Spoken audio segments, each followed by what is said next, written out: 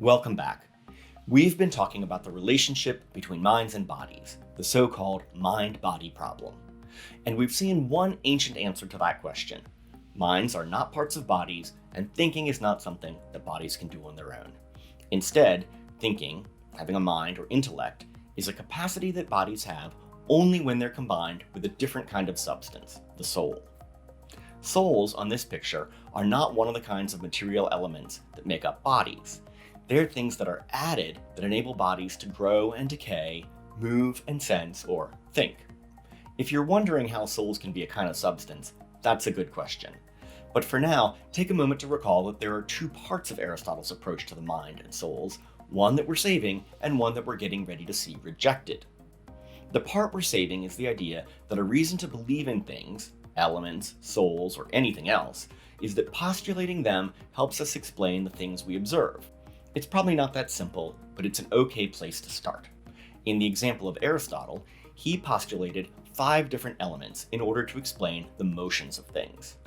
He thought that by thinking of things as mixtures of the elements and their substances and natural motions, we can try to explain how things move the way they do. Rocks are mostly earth, so like Earth, they move towards the center of the universe. Cork has more air in it than water or earth, so it floats on top of water.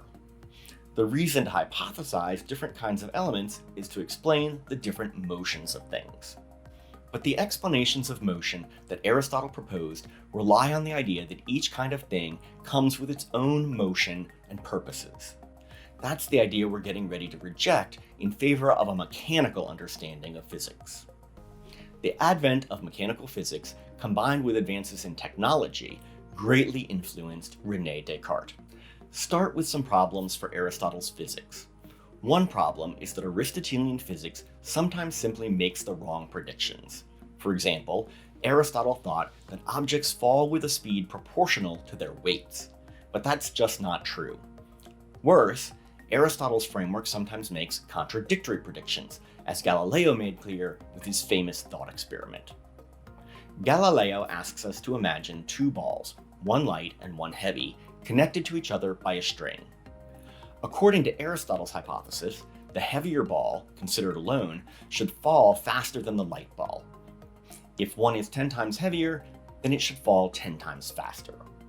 So the string should become taut and the heavy ball should drag the lighter one behind it. But that's not what we observe. Moreover, because the 2 balls are connected by the string, together they form a composite object that's heavier than either of its parts, and therefore the whole thing should travel faster than the parts taken alone. But this means that Aristotle's system makes 2 predictions about how fast each ball will fall. And this is obviously contradictory. A ball can't fall at 2 different speeds at the same time, so something's gone wrong. From considerations like these, Galileo rejected Aristotelian teleological style of explanation, which appealed to the purposes or goals of things. He replaced it with the view according to which the motions of things are explained by regularities in the world, so-called laws of nature. According to this new mechanical physics, there's no reason to postulate that things have, or kinds of things have, their own purposes and goals and their own distinctive motions. There's just matter and the laws of nature. This brings us to the influence of technology. In the nearly 2,000 years between Aristotle and Descartes, many new kinds of machines were invented, from ships and clocks to guns, musical instruments, and telescopes. One kind of machine that was especially influential to Descartes was automata, especially mechanical facsimile of animals and people. Some of these were clockwork or wind-up, and almost like what we would these days think of as children's toys. Some were elaborate astronomical clocks or simple cuckoo clocks, and others were large-scale devices, such as appeared in royal gardens around Europe. These were hydraulic amusements, where stepping on a stone might turn on a fountain, cause a statue to slide out from bushes, activate a mechanical organ, or even operate an entire miniature theater. Galileo's mechanical physics and the development of new kinds of machines were each important influences on René Descartes. On the one hand, he accepted that there's no reason to postulate many distinct kinds of bodies. We don't need 5 elements: earth, air, fire, water, and ether. It's enough to postulate one kind of substance, matter. We can then explain its apparently various behaviors using various mechanical laws of motion. On the other hand, there's also no need to postulate souls in order to explain life, movement, or sensation. For Descartes saw that, in principle, there's no obstacle to explaining bodies, even plant and animal bodies, as complicated machines like the automata. Of course, the details remain to be worked out, but Descartes firmly accepted the principle. So, in his view, we're no longer needing to postulate souls as the forms of living things. Where does that leave us? The lesson Descartes wants us to draw is that we should scrap everything we thought we knew and start over from scratch.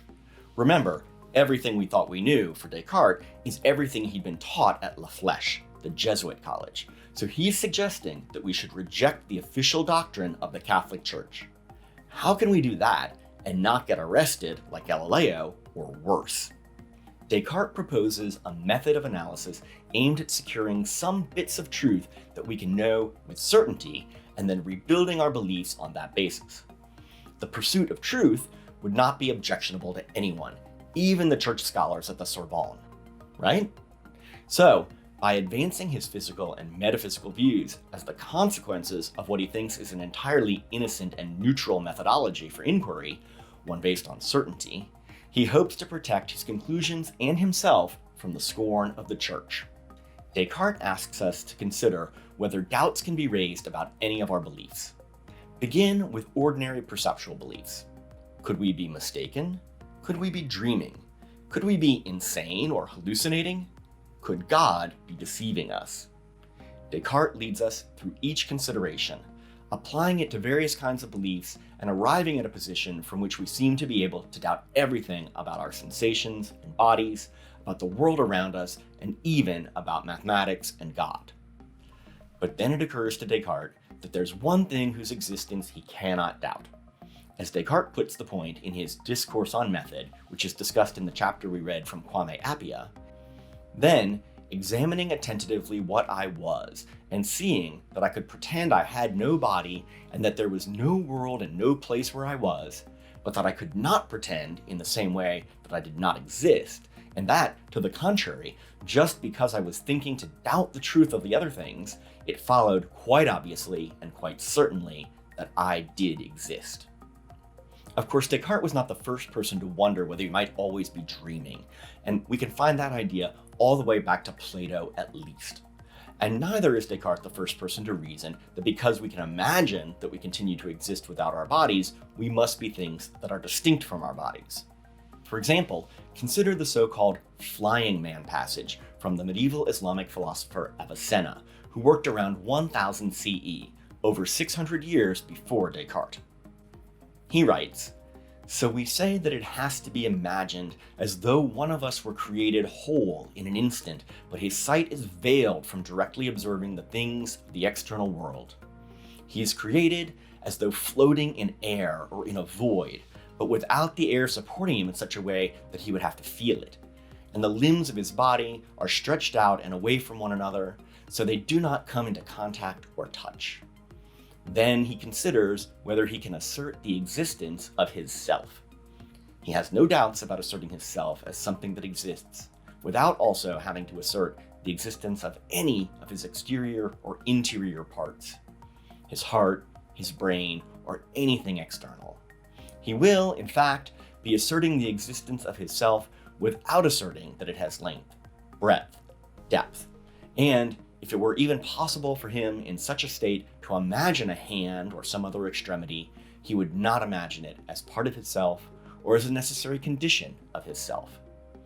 Thus, the self whose existence he asserted is his unique characteristic, in the sense that it is he himself, not his body and not its parts, which he did not so assert. Thus, what the reader has been alerted to is a way to be made alert to the existence of the soul as something that is not the body, nor, in fact, any body. Here, Avicenna affirms the possibility that we could know our own existence without knowing anything at all about our bodies. On this view, we don't postulate souls in order to explain growth, movement, or sensation. Instead, souls are something whose existence we can discover entirely by self-reflection and rational thought. It's not clear whether Descartes was aware of Avicenna's writings, even indirectly through other scholars, but their arguments are similar and they arrive at the same conclusion, namely, I can know my own existence even without knowing anything about bodies. From that, they each conclude that I am not my body, nor necessarily connected to my body. Bodies, sensations, perceptions, memories, whatever they are, those are things that can be doubted. The only thing Descartes thinks we can't doubt is our own existence. For doubting is a kind of thinking, and if there's thinking, there must be a thinker, or so Descartes reasons. If I'm thinking, then I exist. Cogito ergo sum. I think, therefore I am. But now the question arises, what am I? What is this thing whose existence I cannot doubt? This is where Descartes' contribution comes into better focus.